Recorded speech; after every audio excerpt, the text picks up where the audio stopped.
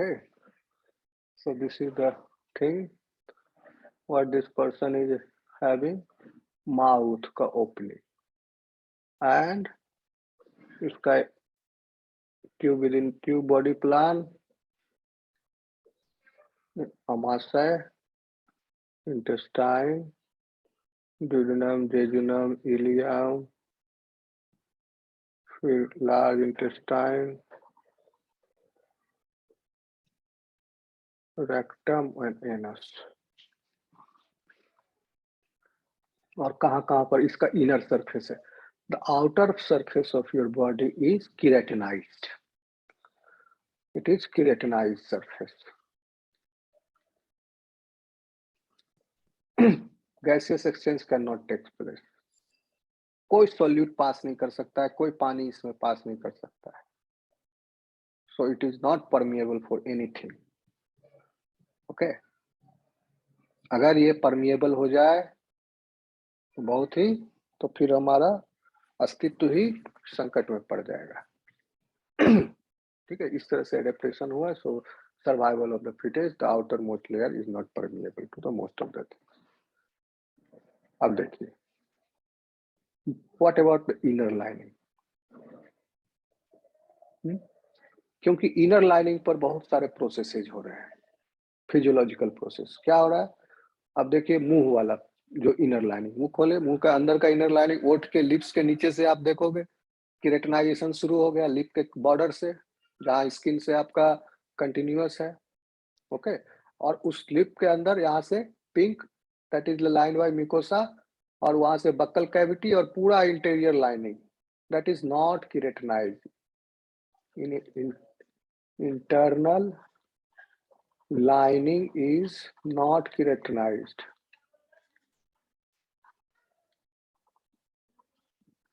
Instead, it is present with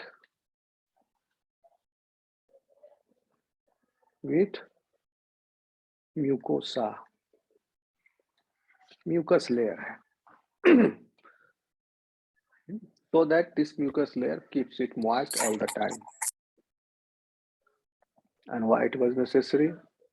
Because all these cellular functions and life processes, physiological processes, most of them are happening in the inner lining.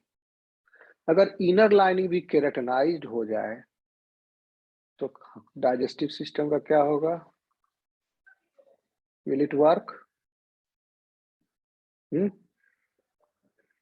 Interior lining भी अगर keratinised होता, क्योंकि ये भी तो एक तरह से एक्सटीरियर है बॉडी का, भले ही आपके बॉडी के लिए इंटीरियर है, लेकिन ये जो बॉडी है प्रॉपर, उसके लिए एक्सटर्नल एनवायरनमेंट है.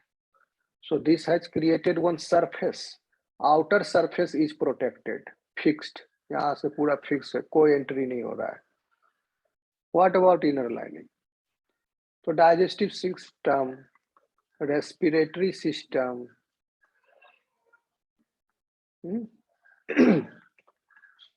यूरिनोजेनाइटल सिस्टम,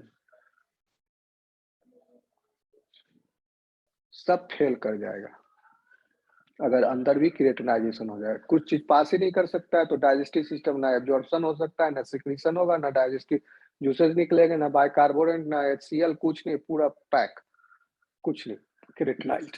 डाइजेस्टिव सिस्टम नहीं बढ़. रेस्पिरेटरी सिस्टम, लंग्स का एल्वियोलाई, एक तो इंटरनल लाइनिंग ये हो गई. दूसरा यहाँ आपका फेरिंक्स से लैरिंक्स जंक्शन से what you find is trachea. Trachea is leading into two bronchi, और टू ब्रोंकाई से आपके बहुत सारे ब्रैंक्यूल्स, और ये actually lung proper is there. So many alveoli are there. So this also is the inner lining of the alveoli का squamous epithelial cells. So that inner lining is also not keratinized. Otherwise, how will gaseous exchange takes place? सब lung का function ही खत्म हो जाएगा फिर. ये भी नहीं. उसी तरह इम्यूनोजेनाइटल सिस्टम भी नहीं है, क्योंकि अगर इम्यूनोजेनाइटल system the lining of the uterus and vagina, if that is keratinized, then that will make that non-functional. So instead of keratinization, there the mucosal lining is there. What mucosal lining is allowing them to do? Outermost layer is living, composed of living cells. So the gaseous exchange, solute exchange can take place frequently. Okay तो हमेशा इसको, और diffusion हमें होने के लिए जरूरी है कि सॉल्यूशन हो। तो यहाँ पर सॉल्यूशन कैसे आया? म्यूकोसल लेयर है और हमेशा पानी को एब्जॉर्ब किए हुए है, वो वेट है, always it is wet. So वो उस माइक्रो एनवायरनमेंट में that is the solution which is present. Now the gases exchange can take place, lung में भी हो रहा है, कंटिन्यूअसली एब्जॉर्प्शन हो रहा है। Basically this is the adaptation for when we migrated from the aquatic life to the terrestrial life. ये सब एडेप्टेशन हो सब रहा है एक्वेटिक मीडियम में, लेकिन कैसे हो रहा है? म्यूकोसल लाइनिंग में। बहुत ही छोटा एक्वेटिक मीडियम वहीं पर है, माइक्रो एनवायरनमेंट है। तो इसलिए म्यूकोसा है। ओके, तो इसलिए इवेपोरेशन से इतना आ गया। तो थोड़ा इवेपोरेशन भी हो रहा है, क्योंकि इवेपोरेशन यहाँ से नहीं हो सकता, मुंह खोलेगा तो होगा इवेपोरेशन। यूरिनोजेनाइटल ओपनिंग से हो सकता है इवेपोरेशन। लंग के सरफेस से बहुत इवेपोरेशन हो रहा है, एल्वियोलाई से। एल्वियोलाई जो है ये, this is direct in the contact with the air, यहाँ से इवेपोरेशन हो रहा है, मुंह से भाप निकलता है। तो ये थोड़ा बहुत इवेपोरेशन हो रहा है, और ये सारा इवेपोरेशन कहाँ से आ रहा है? इंटरनल लाइनिंग से, not from the external lining. So water loss in our body is happening because of these three events which is taking place continuously, and this is the balance. कि खाना खाने से H2O produce हुआ electron transport chain में, ये जैसे code बना लो, इसका हो गया E plus H minus sweat में कितना पानी निकला? Minus urine and minus this is the evaporation. ठीक है? If this is positive, if this is positive, then you will not feel thirsty. If this is no thirst, कोई प्यास नहीं लगेगी. If this is negative, then you will feel thirst. Yes. That means water loss is more than the water gain. The balance is negative. When the balance is negative, you will feel thirsty. If the balance is positive, then you will excrete. One will give hypervolemic urine. पेशाब की मात्रा बढ़ जाएगी। आ रहा समझ में? Yes sir. Okay, लेकिन इसका भी एक कंडीशन है कि बैलेंस, लॉस और गेन और लॉस। अब सपोज कि इस आदमी के लिए अवेलेबल है फ्री में खाना पानी सब कुछ, अब ये रहता है सहारा के रेगिस्तान में, मान लो पानी is not available readily, easily. और सपोज ये पर्सन जो है, मान लो कि एथलीट है, खिलाड़ी है कोई बड़ा, एथलीट है, मतलब कि या तो वेट लिफ्टिंग है, बॉक्सिंग है, रनर है, ये सब हो सकता है। ठीक है, तो तीनों सिचुएशन को कंपेरिजन करो, इसको मिटा दें।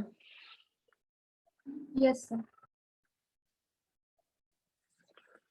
Just compare these three situations, and the person is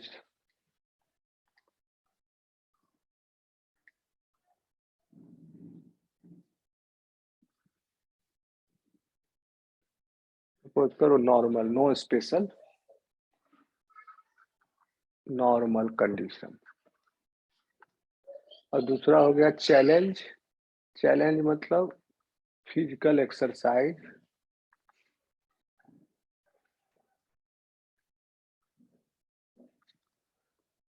दूसरा चैलेंज हो गया एनवायरमेंटल स्ट्रेस। सब प्रकार के आगे, मान लिया कि वो डेजर्ट में है, स्वैम्पी एरिया में, दलदल में है, कि डिफरेंट काइंड ऑफ क्लाइमेट और वो सारे फैक्टर, तो नॉर्मल में what will happen?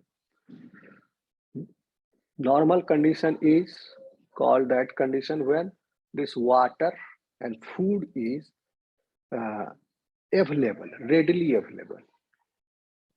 Food and water is readily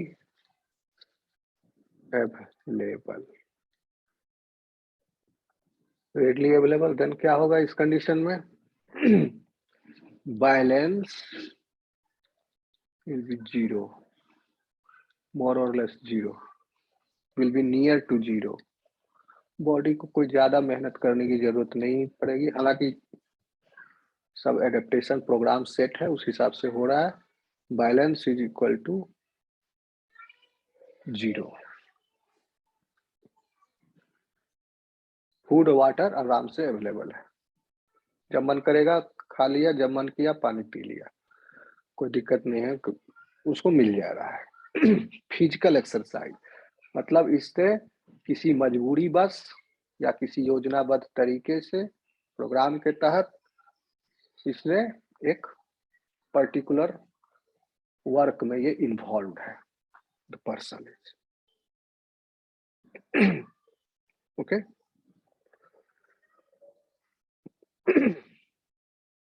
यानी हो गया आपका फिजिकल एक्सरसाइज, एथलीट्स वगैरह करते हैं।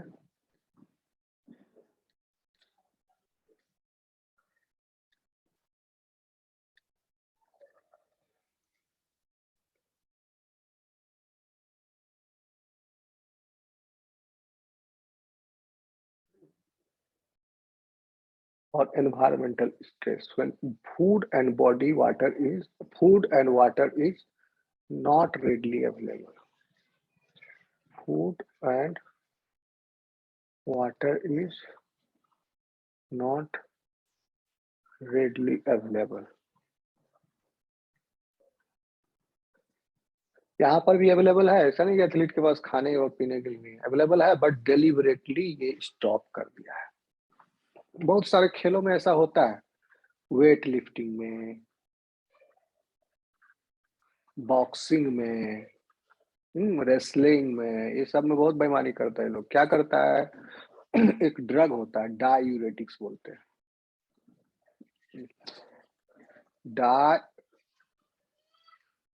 Diuretics.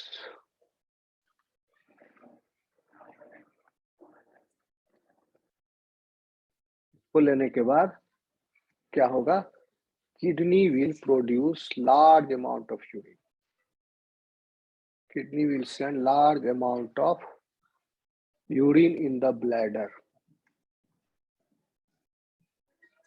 the result of which body fluid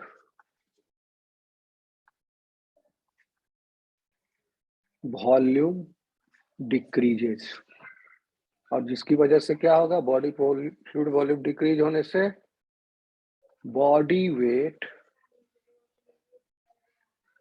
decreases. और बॉडी वेट डिक्रीज होने से क्या होगा कि वही खिलाड़ी अभी डायबिटिक्स लेने से पहले सपोज करो 65 किलोग्राम वर्ग में भाग ले रहा था, अब ये डायबिटिक्स लेने के बाद, ये सब ड्रग ये सब बैंड है लेने के बाद, लेकिन होता है बहुत अभी भी छुपा छुपा, और बहुत तरह के डायबिटिक्स हैं, नए नए आ रहे हैं मार्केट में, पता नहीं चलता है, उसको डिटेक्ट करना मुश्किल है, इसलिए यूरिन टेस्ट किया जाता है खिलाड़ियों का। अब ये क्या किया, 10 किलो पानी निकाल दिया, अब हो गया 55 किलोग्राम भाग लेगा। उसका बॉडी का प्रोटीन उतना ही है, ताकत उसके पास उतना ही है, मसल कंटेंट उतना ही है, पानी घटा करके ये अब इस वर्ग के पहलवानों के साथ लड़ेगा। मोटा पहलवान धोखा देके पतला हो गया, छोटा हुआ, लेकिन ताकत उसके पास उतना ही है, और इसमें मेडल ले आएगा वो। तो इस तरह से होता है।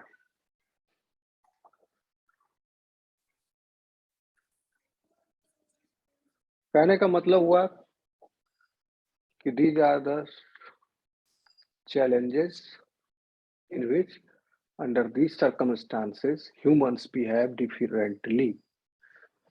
Okay, they regulate differently. Their response to this maintaining water and electrolyte balance is different under all these three scenarios.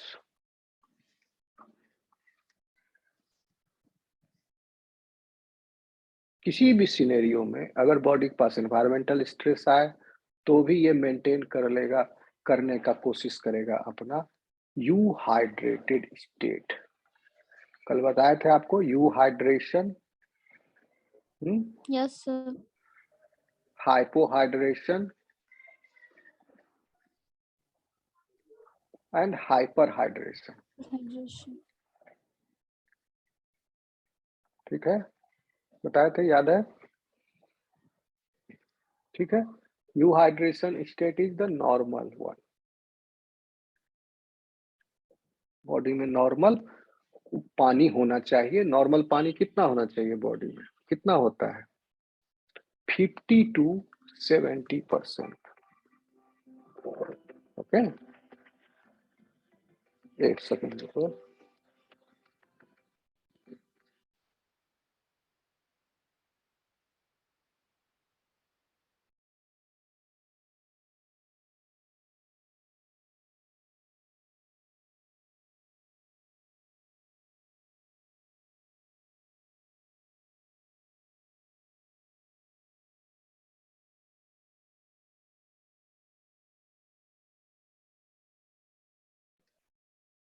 Hello,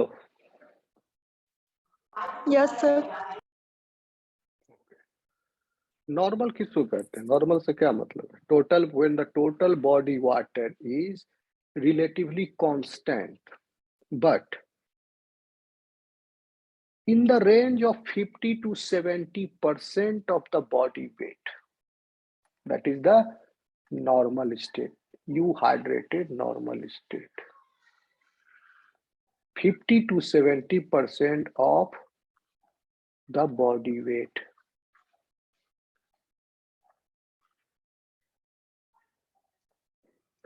if it is, तो मान लो कि 60% है, ओके।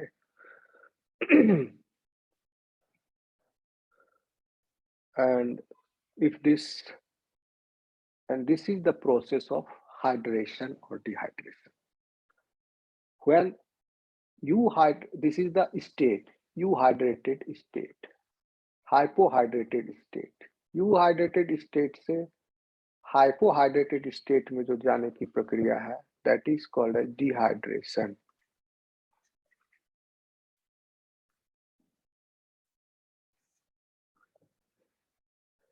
एंड यू हाइड्रेशन से हाइपर हाइड्रेशन यानी खूब पानी बॉडी में भर गया, तो this process is called hydration. This is dehydration, this is hydration. तो अब आप समझने में दिक्कत नहीं होगा। Hope this is clear to you. Yes, sir. Yes. Okay. If this is clear to you, then आपने क्या समझा कि क्या हुआ? In all of these circumstances,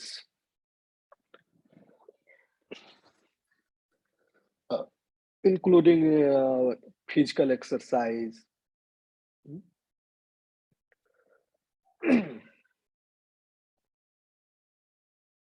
अब इसमें वाटर लॉस हो रहा है, सब में वाटर लॉस हो रहा है,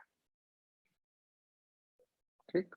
वाटर लॉस और वाटर गेन सब में हो रहा है, बट क्या वो बैलेंस मेंटेन हो रहा है? यहाँ पर बैलेंस मेंटेन करना इजी है, क्योंकि वाटर लॉस होने का बहुत कड़ा फैक्टर नहीं है, ये सब एक्सटर्नल फैक्टर्स यहाँ पर है। तो देखिए यहाँ पर बैलेंस करना थोड़ा टफ है, बॉडी को एक्स्ट्रा वर्क करना पड़ता है, यहाँ पर आराम से हो रहा है।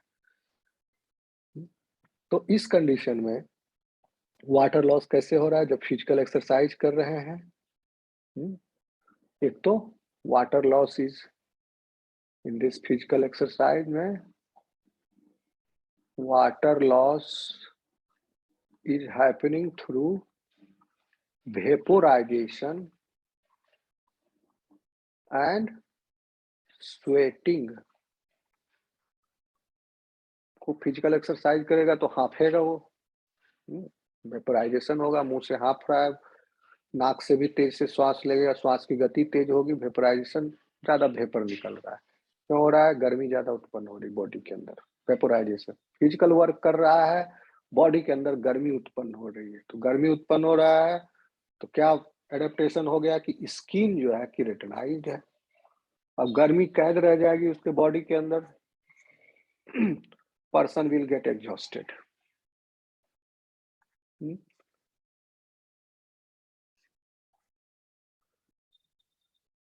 तो क्या एडेप्टेशन हो गया? मैमल्स में स्वेट ग्लैंड है, sweat glands are present at certain intervals all over the body.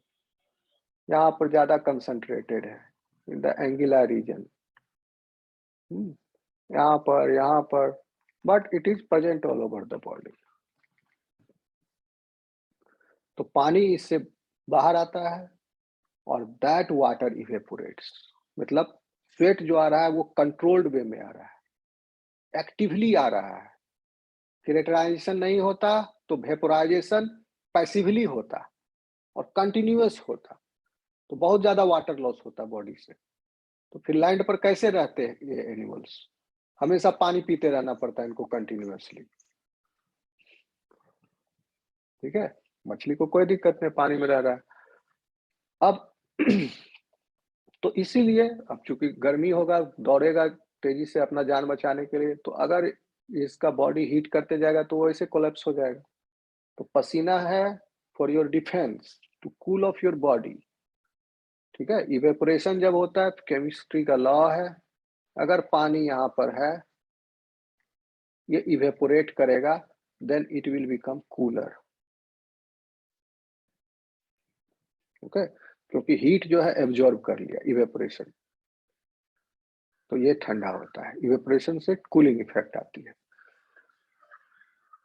तो स्वेटिंग होने से इवेपोरेशन हो रहा है कंट्रोल्ड वे में एट सर्टेन इंटरवल्स, उसके लिए स्वेटिंग ग्लैंड्स हैं, पोर्स हैं, वहीं से निकलता है। ये कोई ऐसा नहीं कि प्लाज्मा मेम्ब्रेन से डायरेक्ट निकल रहा है, ओके। सेल्स के अंदर सिक्रीट हो रहे हैं, गोल्गी कॉम्प्लेक्स से फ्यूज होकर के सिक्रेटरी वेसिकल्स में एक्स्ट्रा सेलुलर फ्लूइड में आया in the skin, from the extracellular fluid it has taken by this gland and it is secreting coming outside directly, okay, so it is coming like this, actively energy खर्च करके, इसलिए sweating से कोई दिक्कत नहीं। इसलिए this is the peculiar property of mammals, they sweat, okay। आ रहा समझ में? Yes, sir. Yes, sir. Yes, sir.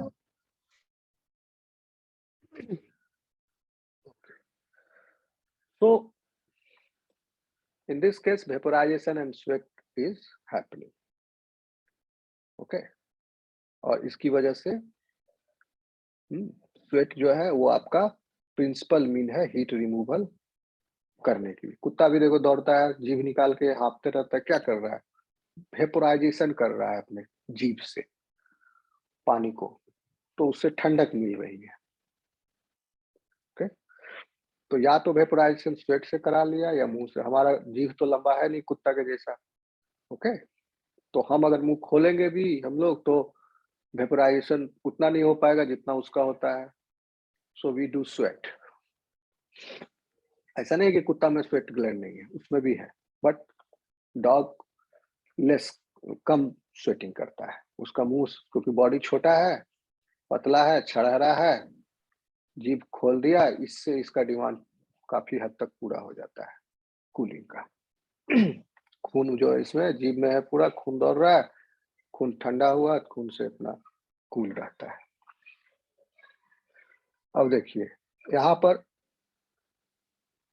अगर वाटर लॉस जो यहाँ पर हो रहा है इसको मेंटेन नहीं किया गया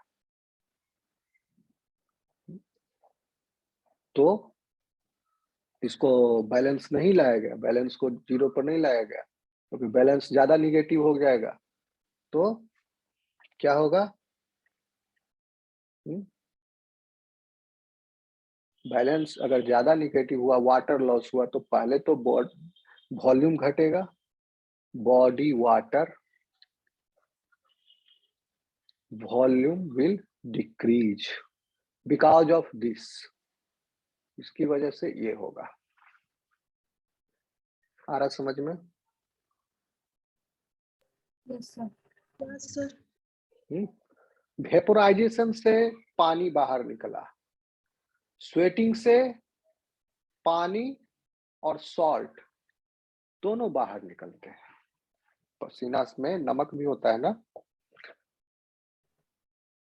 लेकिन वेपोराइजेशन में नमक बाहर नहीं निकलता, तो कैसे निकलेगा? तो आप एक्सपेरिमेंट किए होगे, पानी में नमक का घोल रख दो, उसको आग जला दो, तो पानी वेपोराइज होगा, नमक नीचे बैठ जाएगा।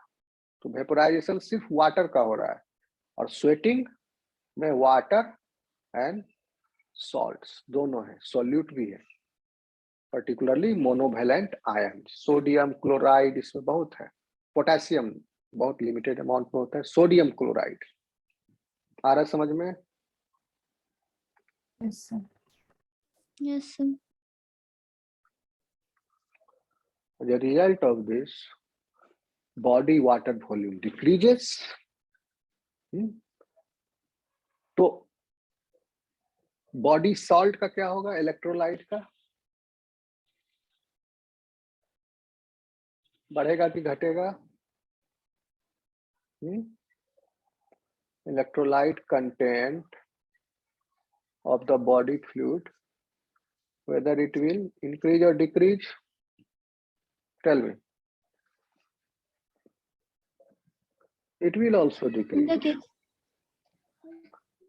Electrolytes will also decrease. Why? Because the person is sweating also, no? Vaporisation से तो इलेक्ट्रोलाइट का लॉस नहीं हुआ, सिर्फ वाटर का लॉस हुआ, लेकिन स्वेटिंग की वजह से water loss as well as salt का लॉस, दोनों लॉस हो रहा है। अरे भैया बहुत सिंपल है, समझ में आ रहा है? Yes, sir. तो इलेक्ट्रोलाइट का लॉस और वाटर लॉस दोनों हो रहा है। So because of these two events, vaporisation and sweating, we lose water as well as electrolyte plus electrolyte.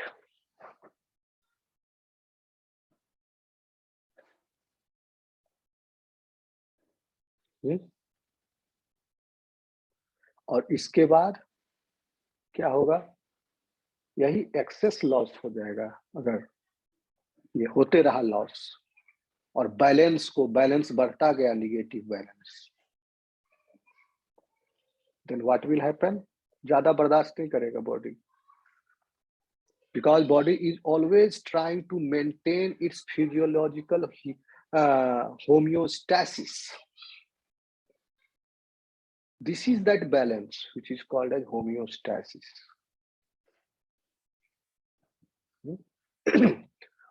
तो वाटर का लॉस हो रहा है तो इसको प्यास लगेगा नेचुरली ही। मान लो इसको जबरदस्ती पानी भी नहीं पी रहा है, या किसी कैद में डाल दिया, कोई सजा प्रताड़ना दी जा रही, पानी नहीं दिया जा रहा है, तो अब ये तड़पेगा, ये कंप्लीट नहीं कर पाएगा अपना ये बैलेंस को, बैलेंस निगेटिव होते जाएगा। ठीक, तो बैलेंस जब निगेटिव होते चला जाएगा, लॉस ज्यादा और उसको गेन नहीं हो रहा है, तो जो होमियोस्टेसिस है, दैट बैलेंस, बॉडी में कितना पानी होना चाहिए मिनिमम, कितना सॉल्ट होना चाहिए minimum, okay. So you might be surprise to know, हम सब अभी बताए थे 1/3 से 1/4 के रेंज में होता है सी वाटर का, तो समझ लो इसी रेंज में है, 300 के लगभग है आसपास आपके भी बॉडी का सॉल्ट का strength. So that will lead to a serious health and your performance associated things if that balance is not in homeostasis, if it is not maintained in that. So if this homeostasis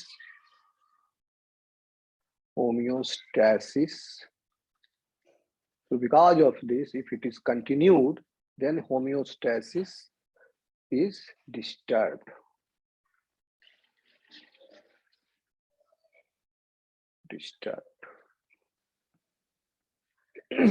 And because of this, if this is disturbed, then what will happen? Threat to life.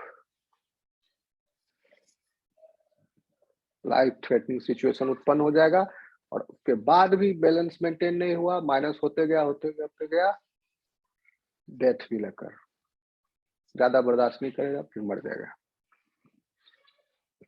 इसीलिए 2 दिन से ज्यादा प्यासे कोई नहीं रह सकता है, लेकिन 1 महीना बिना खाना खाए रह सकता है, 10 दिन बिना खाना खाए रह जाएगा, कमजोर हो जाएगा, रह जाएगा, जिंदा रहेगा, लेकिन 2 दिन बिना पानी पिए नहीं रह सकता. इसीलिए वाटर कितना जरूरी है. आ रहा समझ में? Yes sir. ओके. तो ये लोग जो है, तो एक नॉर्मल एक्सपीरियंस, आप बचपन में खेलते हो गए, लुका छिपी, टापू पानी, ये सब टाइप का, जिसमें दौड़ना भागना ये सब रहता होगा. तो जो आप थोड़ी देर खेलने के बाद थक जाते हो या प्यास महसूस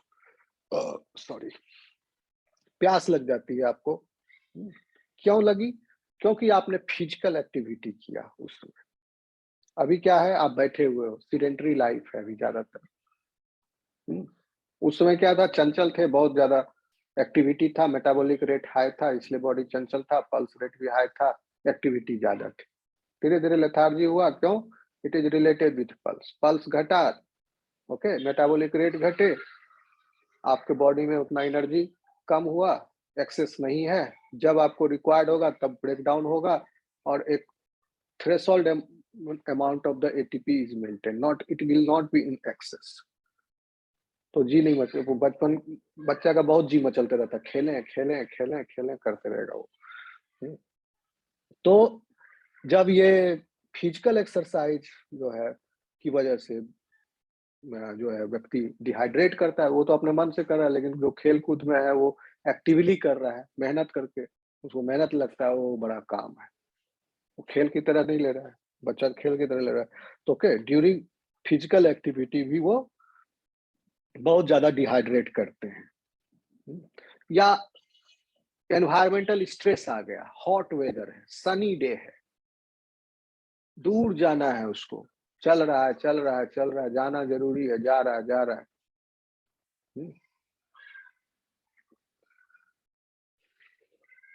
तो क्या होगा, पर्सन जो है डिहाइड्रेट करता है इन सब कंडीशन में. ओके.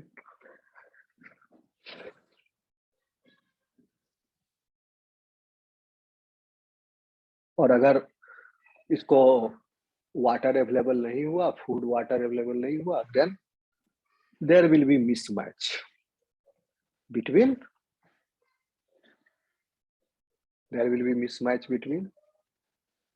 its home, mismatch नहीं कहना ठीक रहेगा, then there will be a disturbance in its water and electrolyte balance. आ रहा समझ में? Yes sir. Yes sir. जैसे कि आप इसको कैसे समझोगे, जैसे ऐसे इसको मिटा देता हूँ.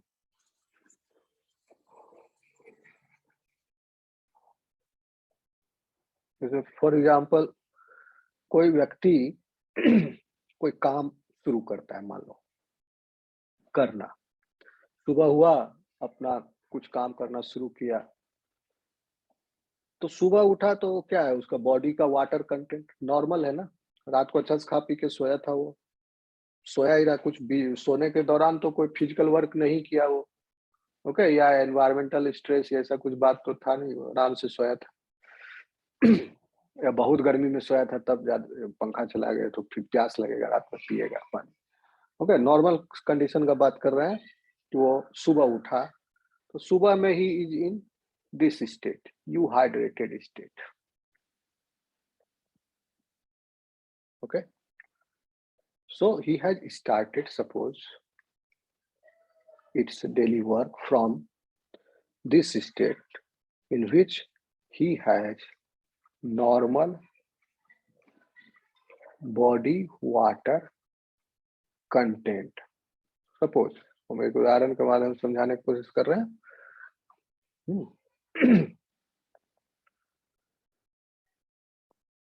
ओके,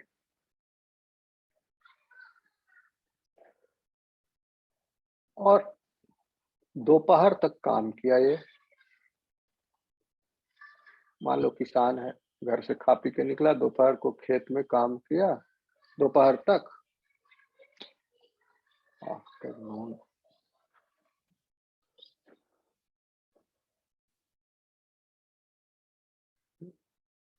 जितना भी 4-5 घंटा काम किया तो इसमें क्या हुआ, ये डिहाइड्रेट कर गया, पसीना बहाया, डिहाइड्रेशन हुआ इसको।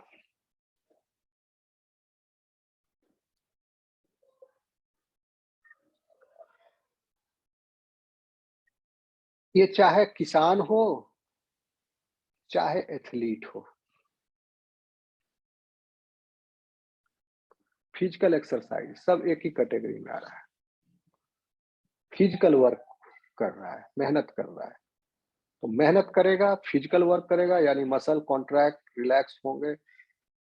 ओके, बॉडी में एनर्जी खर्च हो रहा है, ब्लड पंप हो रहा है, पल्स ऊपर बढ़ रहा है, एनर्जी मेटाबॉलिज्म रेट उसका बढ़ रहा है, बॉडी में कैटाबॉलिज्म बढ़ा। ओके, इलेक्ट्रॉन ट्रांसपोर्ट चेन हुआ खूब, ग्लाइकोलाइसिस हुआ बहुत खूब, ठीक है, तो एनर्जी प्रोडक्शन हुआ खूब। तो इस तरह से बॉडी का हीट बढ़ा अंदर से। अब अंदर से बॉडी का हीट बढ़ा because of this metabolic processes, बाहर इवेपोरेट करके कूल करना है, स्वेटिंग हुआ तो कूल हुआ बॉडी, तो इसलिए वो डिहाइड्रेट किया। इस डिहाइड्रेशन में सॉल्ट लॉस भी हुआ बिकॉज ऑफ दिस स्वेटिंग।